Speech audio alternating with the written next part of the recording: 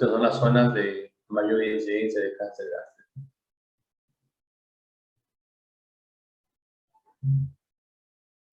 Prácticamente las ciudades del sur, ¿no?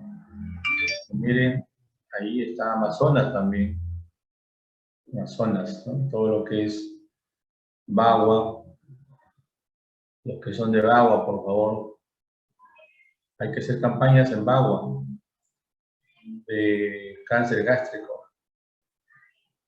Hay que sumarnos, ustedes me dicen, organizan una campaña y yo me voy con ustedes por ahí a ver cómo podemos hacer esta campaña que sea productiva. Porque Amazonas está en rojo lo que es cáncer gástrico.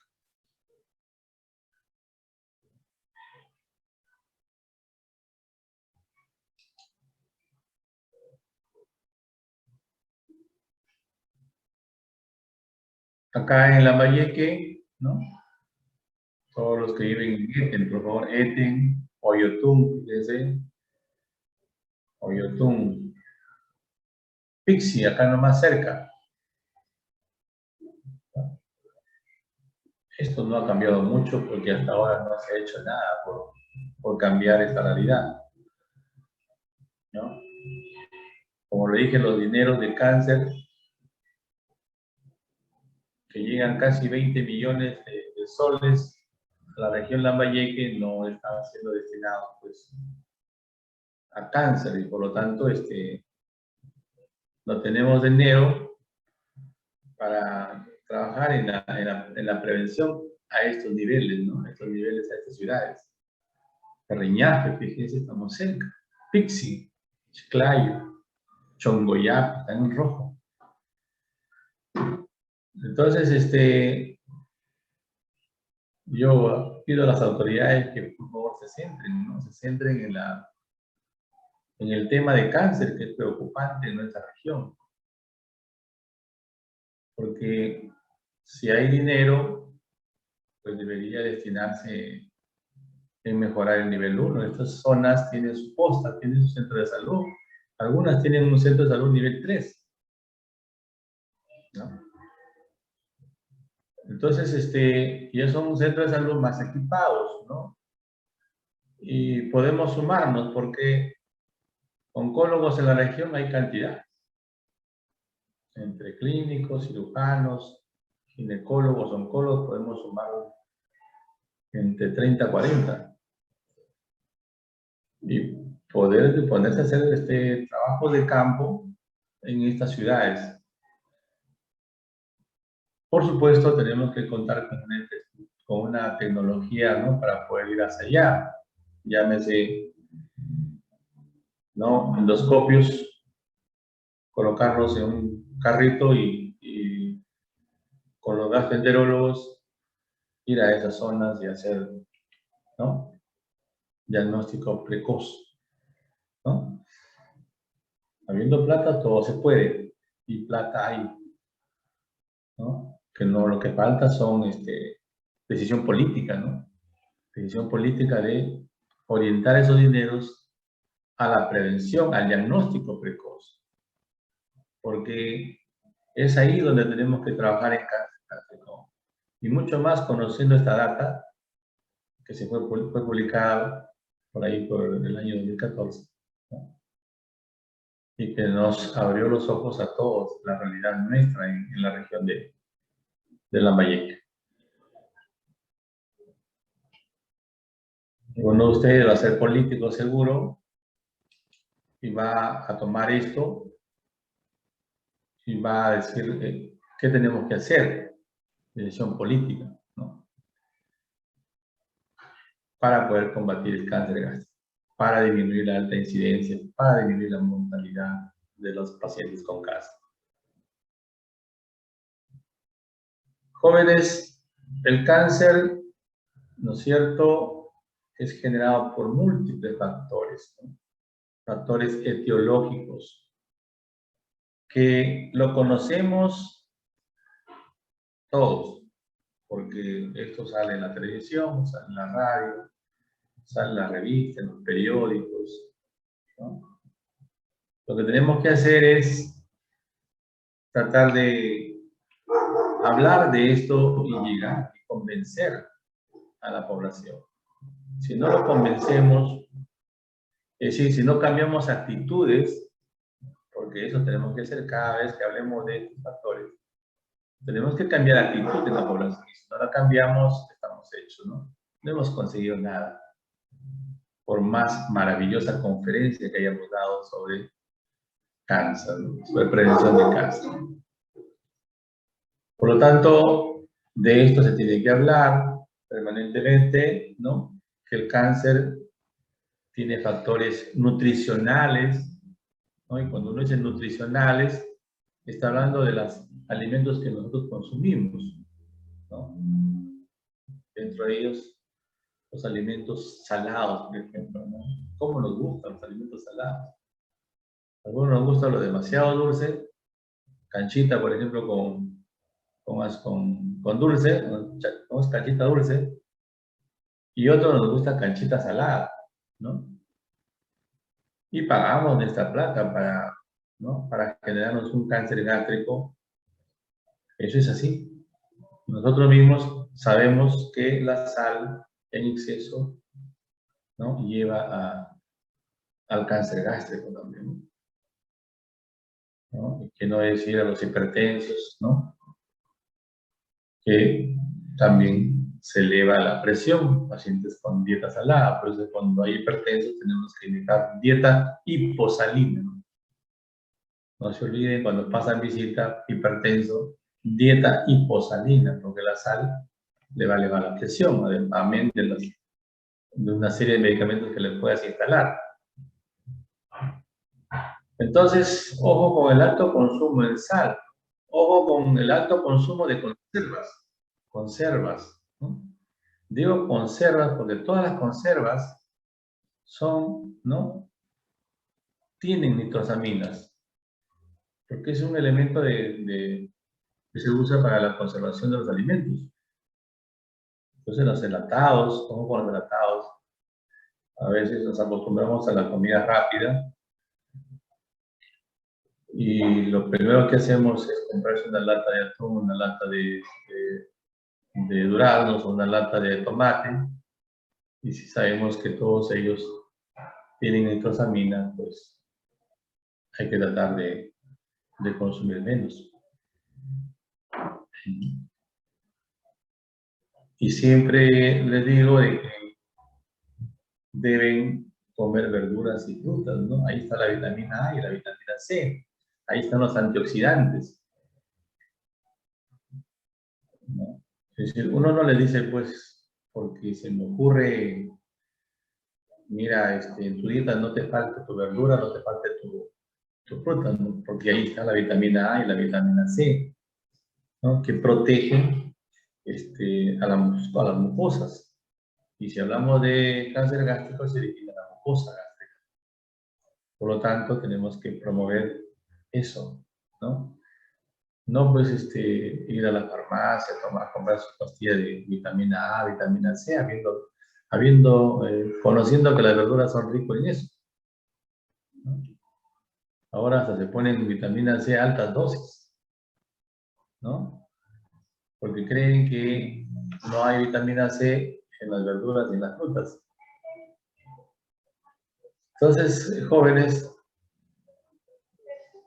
conociendo la riqueza en vitaminas que tienen las verduras y las frutas, por favor, debemos comerlas más, ¿no? Comerlas más. Los alimentos ahumados, qué rico que son. Qué rico que son, el pollo a la brasa, las parrilladas, las cuilladas, todo lo que se hace con leña, ¿no? Con leña es rico, agradable, por supuesto, ¿no? Eso es ni hablar. Pero ojo que esos productos ahumados, ¿no? Salados, son peligrosos, porque sabemos que muchos productos se ahuman para conservarse, ¿no? O se salan para conservarse, como la caballa. En el norte venden caballa, caballa salada, ¿no? Porque saben que la sal, al salarlas, al super salarlas, porque no le ponen sal como cancha, y de esa manera se conservan los pescados y son en sacos, los envían a la selva, a los lugares donde no hay pues, acceso al pescado fresco, ¿no? Solo al pescado salado. Entonces hay que tener mucho cuidado, ¿no? Con el cevichito de caballa, que a veces lo hacen de pescado salado, muy salado. Ojo con las comidas ahumadas. No quiere decir pues que lo desaparezcan, pero por lo menos que se disminuya, ¿no? Y que al lado de una comida así debe ir una verdura que neutralice, ¿no? Que neutralice o que haga el balance, ¿no? Con los antioxidantes que tienen las frutas y las verduras a los alimentos que sí están vinculados al cáncer. Entonces,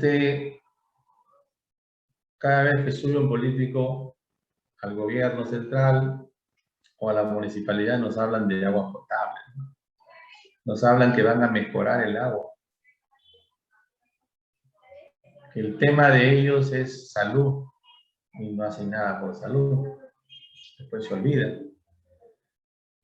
¿Por qué? Porque en el agua potable, en el agua no potable, perdón, está el Helicobacter pylori. Y si conocemos que el Helicobacter pylori está en el agua no potable y que encima con eso se riega algunas verduras por acá por el norte, por la zona de San José, donde se riega con agua de desagües. Entonces, ¿qué esperamos de las verduras? ¿Cómo salen? ¿Cómo será? Entonces, ingesta de agua potable es lo mejor. Decía una amiga, pero el agua potable es fea, ¿no? Yo tomo agua de caña porque es más rica, más agradable. Pero no sabes si el agua de caña ha sido potabilizada previamente, ¿no?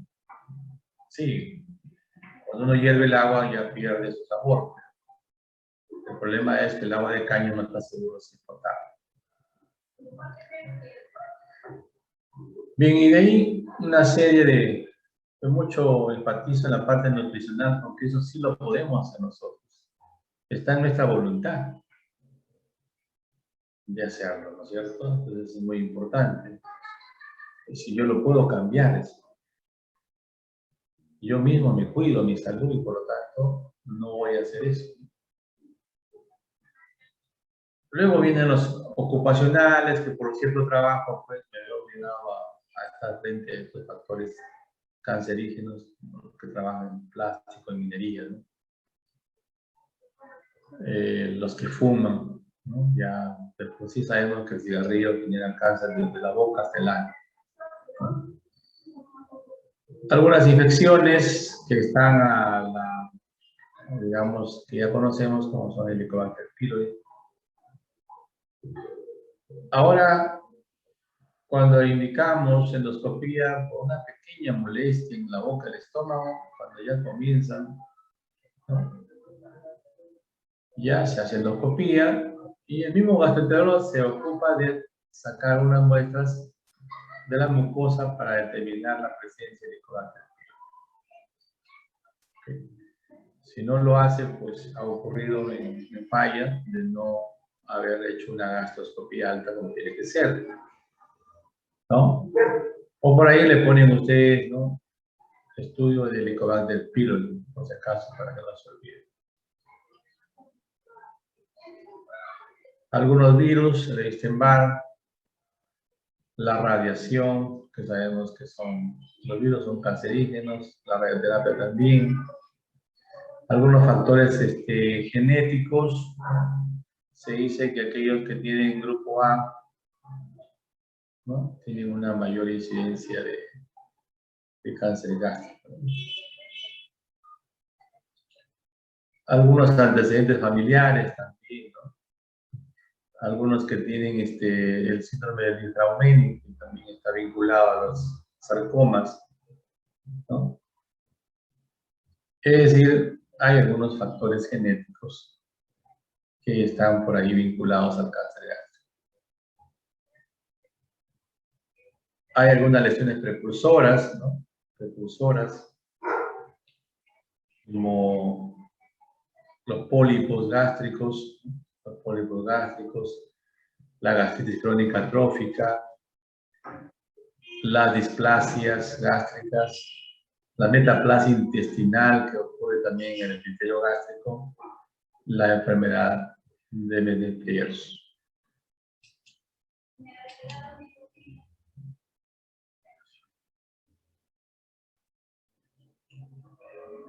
Entonces, en resumen, tenemos que cuidarnos, jóvenes, si tenemos una gastritis atrófica, hay que estarla vigilando, toman biopsias, hay que cuidarse del Helicobacter pylori, ¿no? Que es una bacteria que está relacionada al cáncer gástrico, tanto al adenocarcinoma o al linfoma gástrico, ¿no? La metaplasia intestinal, ya saben que ocurre por algunos cambios que sufre el epitelio, ¿no? Ciertos alimentos que ya hemos conversado que sí podemos evitar, igual que el tabaco lo podemos evitar, ¿no? Y algunas mutaciones hereditarias que están vinculadas con el cáncer gástrico.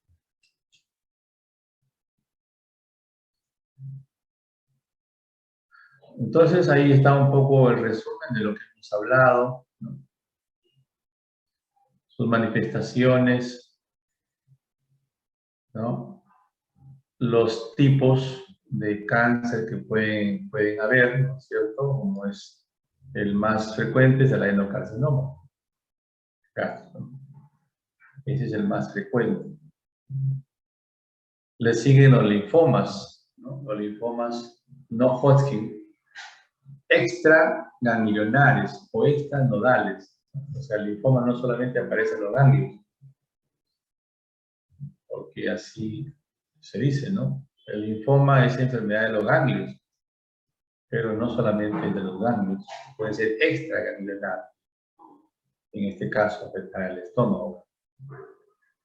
Y los sarcomas que también pueden afectar la pared del estómago, ¿no? Como son los leiomyosarcomas, porque la pared del estómago es músculo liso. Entonces es leiomyosarcoma.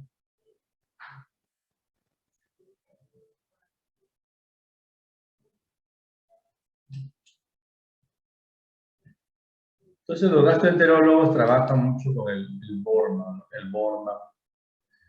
Ellos nos ingresan su endoscopio flexible y nos informan qué tipo de lesión encuentran, ¿no? El BORMA. Entonces, de ahí la clasificación que es muy popular, la clasificación de BORMA.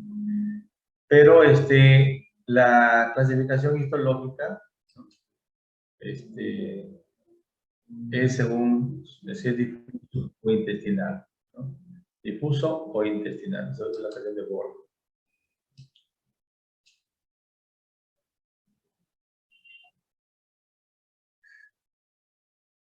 Entonces, según la invasión, ahí tenemos algunas de cáncer incipiente, por supuesto,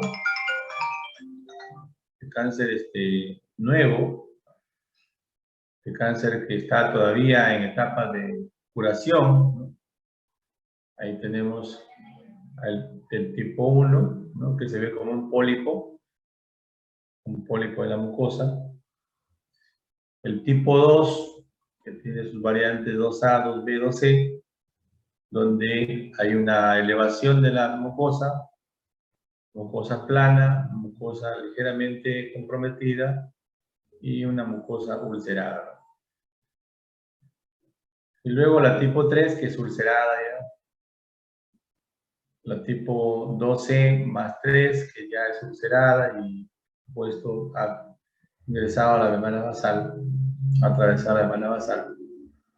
Y la tipo 3 más 2C prácticamente es la progresión del del anterior, ¿no? Entonces, esto es la clasificación de un cáncer incipiente,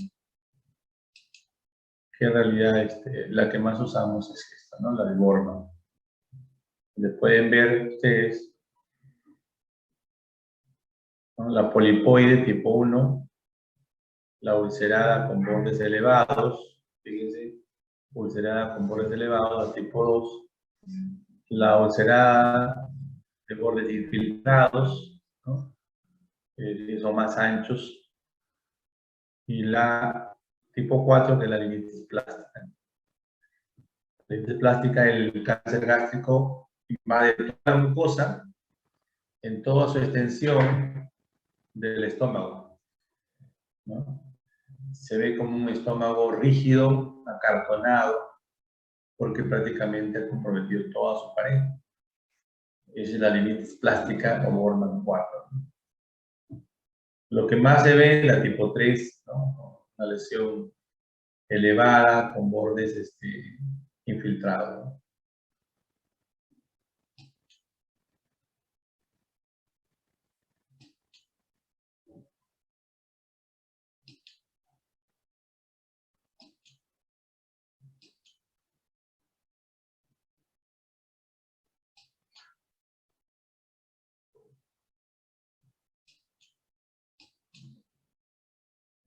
Algunos cambios histológicos de la mucosa, tanto en el intestinal como en el difuso. Son datos que nos da el patólogo, por lo que encuentra en las muestras que se le envía después de hacer una endoscopía alta, ¿no? Está la tipo intestinal y la tipo difusa.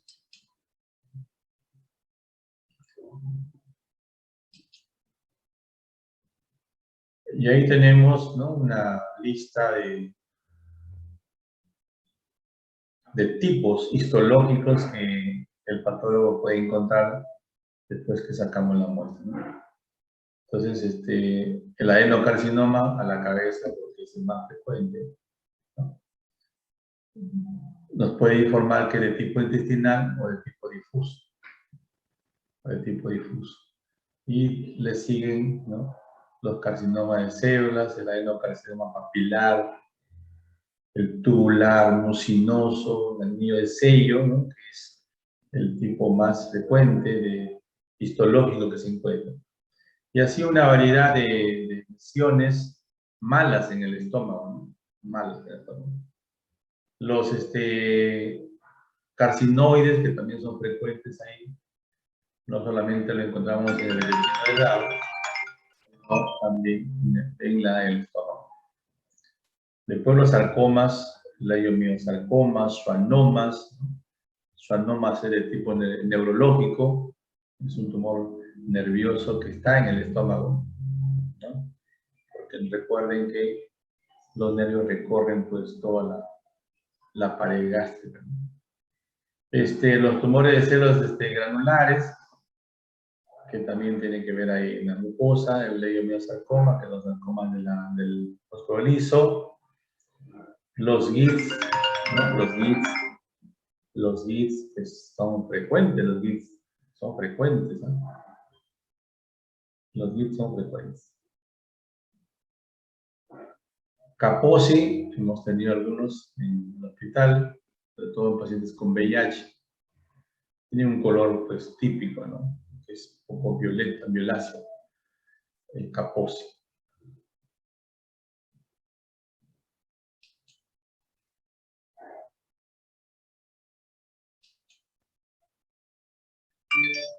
Es importante los grados, ¿no?, que nos da el patólogo para ver si es bien diferenciado, moderadamente diferenciado o indiferenciado.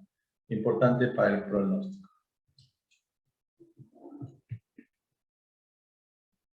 También hay descripciones de los patólogos sobre los tipos de crecimiento que tienen estos tumores, ¿no? Hay sólidos, hay cirrosos, que son los que prácticamente al estómago lo convierten en un cartón, que es la linitis plástica, ¿no? Ya el gastroenterólogo, desde que ingresa y ve que el estómago no es flexible, ya está pensando en una linitis plástica. el intramucoso, ¿no? Y el carcinoma de extensión superficial, que avanza, crece hacia los costados, no a la profundidad, sino hacia los costados. Bueno, un poco de patología.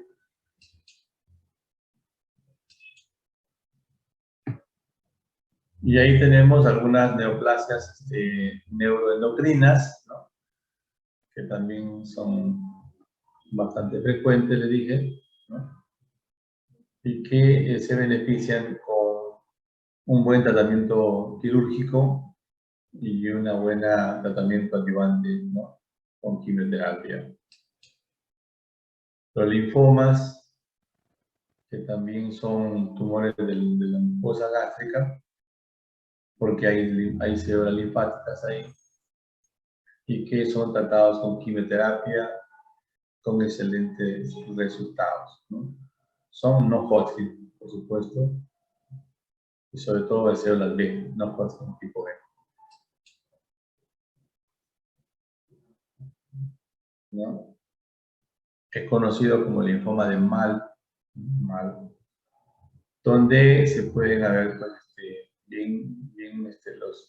los linfonodos o la presencia de acúmulos linfáticos, ¿no? Que están generando problemas en la mucosa gástrica.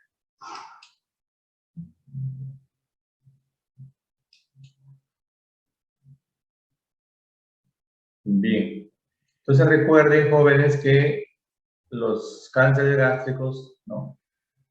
Que son del epitelio, son adenocarcinomas, ¿no? Los más frecuentes. Después tenemos también los linfomas, ¿no? Que se conoce como linfoma de Mal, ¿no? Y nace pues en las células linfáticas de la mucosa, ¿no? El adenocarcinoma nace en las células epiteliales de la mucosa, las células secretoras, ¿no? El epitelio cilíndrico del estómago, de ahí nace el adenocarcinoma, y el linfoma nace de los linfocitos presentes ahí, o de las placas que existen ahí, las placas de Peyerl. Los tipos histológicos, hay intestinal y hay difuso, ¿no es cierto? Ahora, ¿cómo es su grado de extensión de esta neoplasia? Por vecindad puede serlo, por vía linfática, diseminarse a los ganglios periféricos ahí, por eso que la cirugía por vecindad tiene que ser muy amplia, tiene que ser muy amplia, ¿no es cierto?, por vecindad, porque en realidad sabemos que tiene esta propiedad de invadir, ¿no es cierto?, el tejido vecino. Entonces, y por vía linfática, afectar los ganglios que están ahí cerca, tanto nivel 1, nivel 2, nivel 3, por eso que el cirujano tiene que hacer prácticamente una resección bastante amplia, ¿no? Incluyendo estómago, incluyendo todas las cadenas ganglionares vecinas para poder, una vez que saca todo ese material, mandarlo al patólogo y poder estudiar, ¿no? Estudiar la extensión del tumor y así poder clasificarlo de acuerdo al TNM, ¿no? Y con esa base del TNM iniciar tratamiento, ¿no? Si solamente llevan cirugía, más quimioterapia o tienen que llevar radioterapia también, ¿no? O conversar con la familia sobre el pronóstico, ¿no? Y también la vía hematógena, que es la que da metástasis al pulmón y el hígado, ¿no? Entonces, ojo, son varias formas de que este cáncer gástrico se disemina, ¿no? La vía celómica, que es la que generalmente células que dan metástasis, sobre todo en el ovario, ¿no? Hay siembras de cáncer gástrico en el ovario o en el mesenterio también, ¿no? Y también por trasplante, hemos visto algunos pacientes operados de cáncer gástrico que hacen siembra en la incisión, ¿no? Donde se ha hecho la aparatomía. Entonces, como que este tipo de cáncer tiene pues múltiples formas de diseminarse o de sembrarse en el cuerpo de los pacientes.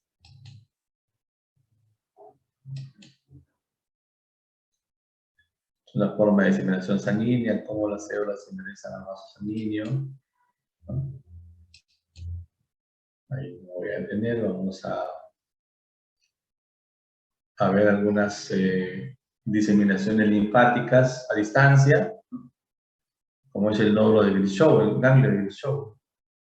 El ganglio de Virchow lo van a ubicar ustedes en el cuello, donde se inserta el asa anterior del esternocleidomastoideo que va directo al manubrio, y hay una inserción clavicular, ¿no? La inserción que va al manubrio y la inserción que va a la clavícula, ahí se forma un triángulo. Un triángulo, ahí lo ubican ustedes. No estoy hablando del hueco supraclavicular, que es más acá, no, es otra cosa. El hueco de Virchow está entre la incisión del ácido del esternón, del esternocleidomastoideo que va al esternón, y otro haz que va a la clavícula. Ahí se forma un triángulo. Ahí aparece este ganglio que es patognomónico de cáncer gástrico. El ganglio de María José, que es en el ombligo, ¿no? El periumbilical, ¿no? Aparece ahí rodeando el ombligo. Y las famosas metástasis de Krukenberg, ¿no? Que eso es en el ovario, ¿no? En las mujeres del ovario. O tumor de Krukenberg. Entonces, para el diagnóstico, ¿no? Ya con la sintomatología, recogemos síntomas, recogemos signos, ¿no es cierto? Como la anemia es un signo que tiene el cáncer gástrico, pérdida de peso, ¿no? Son formas como vamos llegando al diagnóstico, ¿no es cierto? ¿Qué signos, no? ¿Qué signos recogemos que ya nos habla de un cáncer, por supuesto, avanzado, ¿no? La ascitis, por ejemplo, ¿no? Es frecuente ascitis. ¿Por qué les dije que compromete el mesenterio, ¿no? Compromete ganglios, ¿no? Que están en el abdomen. Entonces, todo ello puede generar pues, una acumulación de líquido en la cavidad peritoneal. La enopatía también, o ganglio de Virchow, también suele verse en el cuello. Una masa tumoral en el recto, que es la forma como se evidencia el tumor de Krukenberg, ¿no? Los nódulos que pueden aparecer en la zona periumbilical, ¿no? O signo de María José, ¿no? O en el axila, ¿no? Son todos que podemos ver. La hepatomegalia, cuando hay compromiso hepático, hepatomegalia. Todo eso suma como signos para evidenciar un cáncer gástrico, por supuesto. Estamos hablando de un tumor avanzado ya. Entonces, jóvenes, hay que hacer prevención, ¿no? Hay que hacer prevención, sobre todo en la población sana y asintomática, ¿no? Conociendo la mayor incidencia en poblaciones y pacientes que realmente no tienen molestias, solamente por la edad, porque tienen familiares con cáncer, ¿no? Les hacemos una endoscopia. Es el chequeo, ese es el checking, ¿no? Entonces, pero tenemos que contar con un endoscopio, para hacer tipo de búsqueda. Como les dije, la endoscopia es muy importante, y lo que ellos usan es la clasificación de Borman, ¿no? Ellos nos describen la clasificación de Borman, ¿no? Esta es una, bueno, ya no se usa, es una radiografía contrastada de estómago, de técnica de doble contraste, ¿no? Donde nos evidenciaba los pliegues elevados, la úlcera, la lesión elevada ulcerada, que eran signos ya indirectos de como ustedes pueden ver ahí en la radiografía, donde dice píloro, ¿no? Como hay una masa ahí, ¿no? Entonces, la endoscopía es el estudio principal para detectar el cáncer de estómago. No hay otro que lo reemplace hasta ahora, la endoscopía. Entonces, la endoscopía se debe hacer a todos los pacientes que tienen molestias, ¿no? Es obligatorio. Entonces, el endoscopio, pues, recorre todo el estómago, recorre el estómago primero, el estómago puede llegar hasta el duodeno si le pedimos que investigue el duodeno también. Luego la tomografía, la TEN abdominopélvica, pedimos, para que nos estudie. Porque ahora los radiólogos como que lo han dividido el abdomen en partes, ¿no? Será la parte presupuestal o no sé, pero cuando uno pide abdomen, ojo, pidan abdomen y pelvis. Porque les hacen abdomen superior si no le especifican que también incluya la pelvis. La tomografía de tórax, importante. ¿Por qué se pide el estudio? Porque realmente tenemos que ver la extensión del tumor dentro del abdomen, las etapas hepáticas también, una plaquita de tórax para metástasis pulmonares.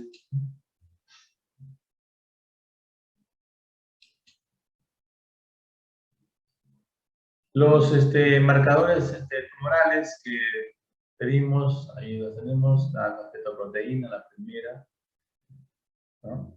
La beta hormona coriónica, el CA125, el CA15-3, el CEA, que es el antígeno carcino embrionario, el CA19-9, PSA, todo lo incluimos ahí. Pero los que más tienen que ver con cáncer gástrico acá es el CA, el antígeno carcino embrionario y el CA19-9.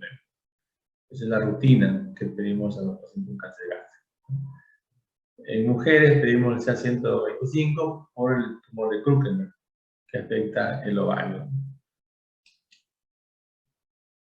Entonces, el antígeno carcino embrionario, el CA125 y la hormona golartrina, que es para ver el tumor de Krukenberg.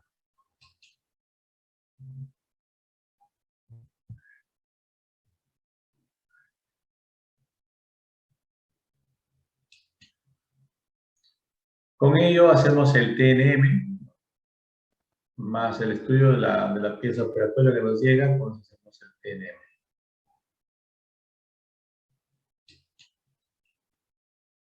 Tratamiento, en primer lugar, la cirugía.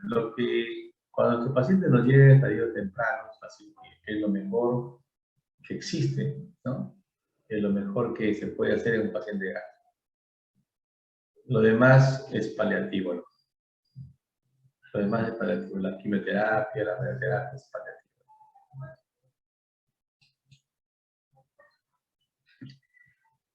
La reacción quirúrgica, ¿no es cierto?, se puede hacer vía laparoscópica o vía laparotomía. Pero ahora ya se mejoran muchísimo las técnicas quirúrgicas y podemos hacer gastrectomías totales, ¿no?, o parciales. Si es el precio proximal, por ejemplo, se puede hacer una gastrectomía conservando un poco el estómago, ¿no? O sea, de una parte del estómago.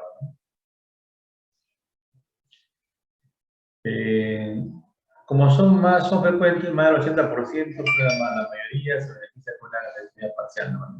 Es decir, conservando parte del estómago. Y ahí tenemos algunas técnicas quirúrgicas que se usan.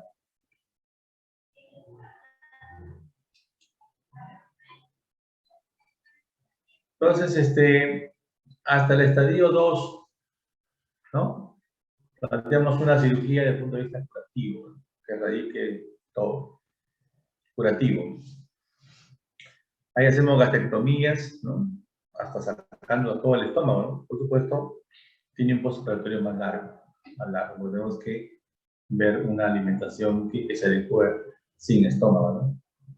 El estadio 3, ¿no?, se hacen cirugías, pero ya con menos frecuencia. Aquí se hacen cirugías, aquí están los cirujanos con polvo, vamos sacando todo lo que puede estar pegado al estómago. por supuesto no tiene buen pronóstico, sino que va a recaer inmediatamente. Y el estadio 4, pues que prácticamente no está indicado en cirugía, paliativo, ¿no? Entonces la cirugía, del 0 al 2, hay que hacerla bien, ¿no? Pero el estadio 3 se hace con fines paliativos, ¿no?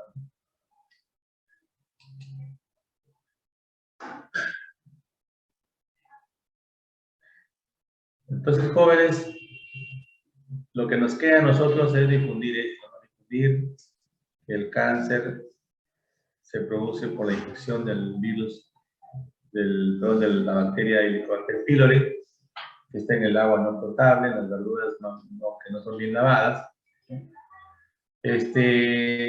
Difundir que hay una población de riesgo, aquellos que tienen historia familiar de cáncer, aquellos que tienen gastritis crónica, ¿no es cierto? Y aquellos que hayan tenido algún tipo de reacciones gástricas, ¿no? Las úlceras gástricas que se dicen que no se paralizan, sino que algunas se subdiagnostican, ¿no? Se hacen pseudodiagnósticos, ¿ya? Y el manejo de la dieta, que es muy importante, incluye bastante la dieta y lo que es comidas ahumadas, que deben espaciarse, ser cada vez menos frecuentes, ¿no? Y la tarea que nos queda a nosotros, futuros médicos del país, es el screening endoscópico, ¿no? ¿Cómo podemos hacer para subir un endoscopio y ir a los lugares de mayor incidencia y hacer campañas preventivas, ¿no? Que ahí estaría el éxito de curar el cáncer, porque la única forma de curarlo es en estadios precoces, ¿no? La sobrevida en años, ¿no? Eso va a estar de acuerdo a la profundidad de invasión, ¿no? Ya pacientes que vienen con compromiso de serosa, ya estamos hablando de pacientes avanzados, ¿no? Hay un 15 o 20% que ya afectó a la mucosa, la serosa todo.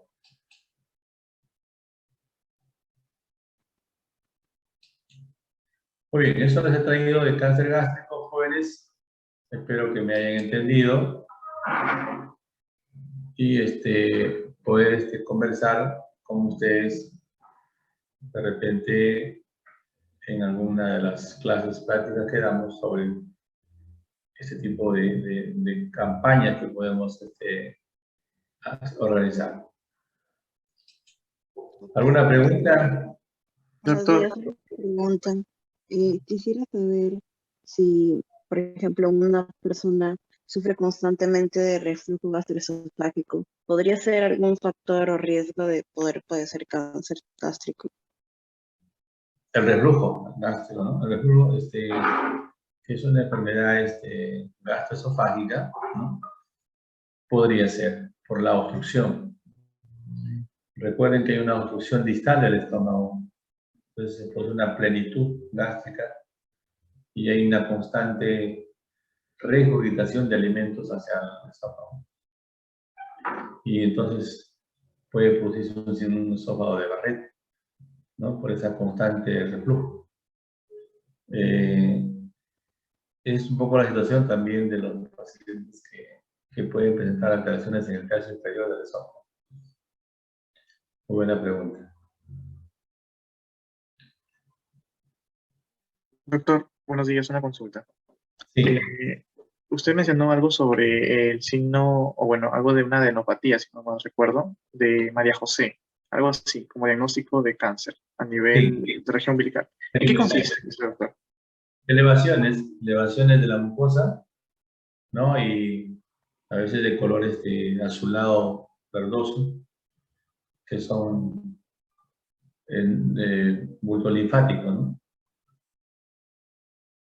Ah, doctor, entonces eso se diagnostica mediante tomografía. Sí, o se inspección, o palpación también. Ah, de acuerdo, doctor. Igual que el ganglio de Wilson, también a la palpación se ve un bulto ahí, un nódulo duro, pétreo, que es un ganglio comprometido por lesión.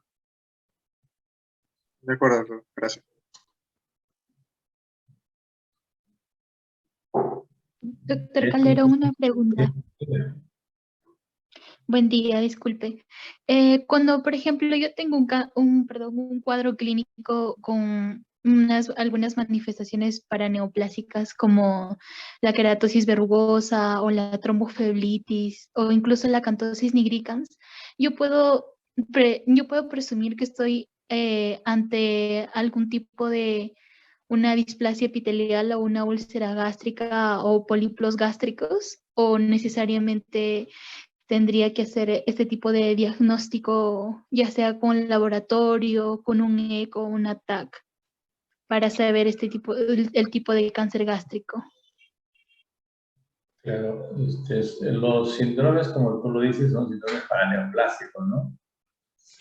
Entonces, un síndrome paraneoplásico te obliga a agarrar a tu paciente y estudiarlo de forma completa, ¿no?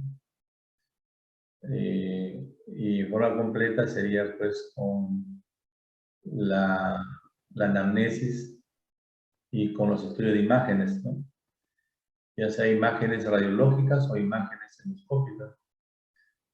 Porque los síndromes paraneoplásicos ya son manifestaciones de cáncer, ¿no? De un cáncer que está por ahí, ¿no? Y que si conocemos cuáles son los síndromes paraneoplásicos más comunes o cuáles son las neoplasias más comunes que generan síndromes paraneoplásicos, nos vamos en primer lugar a pulmón, ¿no? El NOAD cell presenta cantidad o algunos tipos de NOAD cell que producen cuadros de síndromes paraneoplásicos. Pero sí, te obliga a hacer estudios, igual que si ves un cáncer familiar, ¿no? Si en una anamnesis tú tomas ese dato de que el hijo murió de cáncer, o que tuvo un hermano que murió de cáncer, el papá murió de cáncer, el abuelo murió de cáncer, pues estamos hablando de una patología familiar, ¿no? Y entonces eso obliga a que todos los miembros de esa familia sean chequeados precozmente, ¿no? Porque sabemos que existe el cáncer familiar. Entonces, en cuanto a tu pregunta, yo sí te diría que es obligatorio que este paciente si ya lo detectaste el síndrome paraneoplásico, porque es cierto, algunos pacientes vienen con síndrome paraneoplásico. No vienen con manifestación de su cáncer, ¿no? Sí, pues Entonces, le preguntaba porque eso le pasó a no es una familiar, sino es una conocida que, bueno, falleció teniendo esos cuadros clínicos hace un mes y medio. sí, eso para las nuevas generaciones debe ser así, ¿no? A veces aparece un síndrome paraneoplásico y, por ejemplo, he visto Cushing, he visto pacientes que van por endocrino primero, por ejemplo, ¿no? Y están ahí los síndromes con prolactinemia, por ejemplo, también van a endocrino y están ahí meses, ¿no? Pero se van a la parte endocrina, no estudian la parte que podría ser el foco de eso, ¿no? De un cáncer de gástrico, de un cáncer de pulmón, por ejemplo, un cáncer de gástrico, un cáncer de colon.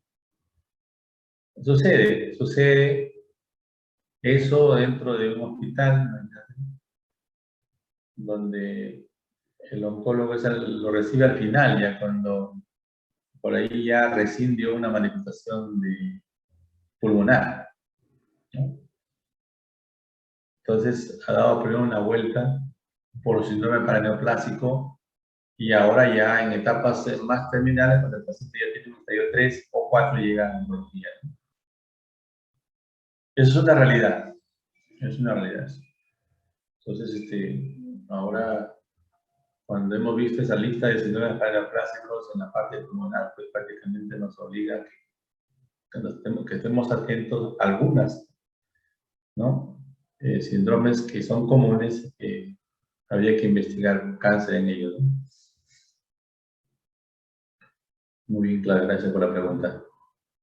Doctor, Gracias. Disculpe, en relación a lo que dijo mi compañera Claudia, sería también importante lo que es marcadores tumorales, ¿cierto? Sí, los marcadores tumorales no hacen diagnóstico, eso hay que grabarlo muy bien, pero ayudan un poco a lo que es el diagnóstico, ¿no? Es decir, yo sospecho un tumor de Krukenberg en una mujer. Hemos tenido una señora internada en cama, si no me equivoco, cama 15 o cama 17, en mujeres, que ingresa con una masa palpable en el abdomen, en la zona de pelvis. Y entonces, esa masa en pelvis, pues está ahorita, y ahora quién la maneja, ¿no? Si bien es cierto, es un tumor, pero como no tiene diagnóstico, el oncólogo no lo puede ver. Llamemos al gastro, el gastro dice, no, llamemos al ginecólogo, es justamente en anexo, ¿no? ¿Y ahora qué vamos a hacer con la paciente para el diagnóstico de un síndrome de Krukenberg? Hay que hacerle una laparoscopía, pues, pero en el hospital no hay procedimientos ahora por el COVID. Hay que operarla, pues, ¿no? Urgente, ¿no? Entonces, yo estaba pasando visita a una paciente por ahí, justo, y me entero del comentario que había ahí entre los internos y los médicos. Entonces, me llamaron ahí para participar de eso. Y entonces le digo, bueno, partamos, busquémosle, pues, ahorita en pandemia estamos un poco limitados, no tenemos procedimientos, no tenemos tomógrafo, está malogrado el tomógrafo. La ecografía nos habla de un bulto en la zona anexial izquierda, grande, pero ¿qué es eso? Entonces,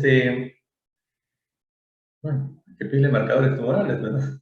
Si es una lesión grande, me imagino que ya los marcadores, y pensando que sea un Krukenberg, pues se le pide el marcador, ¿no? El 125, el C, el antígeno carcinoma embrionario, el 19.9, ¿no? Sí, salió el 19.9 altísimo, el CA125 altísimo también, ¿no? Entonces, ahora sí, ya se entró con más base, ¿no? Llamen al cirujano oncólogo porque seguro que el estómago de arriba, ¿no? Y mientras tanto el gastro que vaya metiendo el endoscopio, pero no hay procedimientos en el hospital particular, no hay plata, no tiene plata el paciente, entonces ahí tuvo que entrar el cirujano oncólogo ya con un criterio más o menos de pensar que sea el estómago el origen y que ha generado una metástasis celómica, que es el tumor de Kruger. Entonces, fíjense cómo aparece un cáncer gástrico, ¿no? Primero aparece el síndrome de Kruger, una masa palpable, bastante evidente, que pues estaba el ginecólogo, estaban los médicos internistas, una serie de personas, y ahí el marcador tumoral como que nos ayudó a distinguir, nos orientó más o menos por dónde iba, pero no hace diagnóstico el marcador tumoral. Aparece elevado en los tumores macros, ¿no? Nos orienta que sí, por lo menos para entrar a una cirugía ya con mayor sospecha, ¿no? Porque vaya a ser que el cirujano entre, el ginecólogo entra, pues, saca el ovario, saca todo eso muy bien, ¿no? Y está sacando la metástasis, lo está sacando el primario que está arriba, en el estómago. Entonces ahí tiene que tener un cirujano, un oncólogo que sí tiene un conocimiento más amplio que el ginecólogo oncólogo, ¿no? El ginecólogo es más especializado en la parte baja, ¿no? Y entonces, bueno, no tengo información cómo quedó el caso final, pero sí, con un marcador alto de un CA, que es el antígeno carcinoma embrionario, un CA19.9, CA125, ya te hace sospechar que es un problema, ¿no? Y aparece el estómago arriba. Muy bien. ¿Alguna otra pregunta?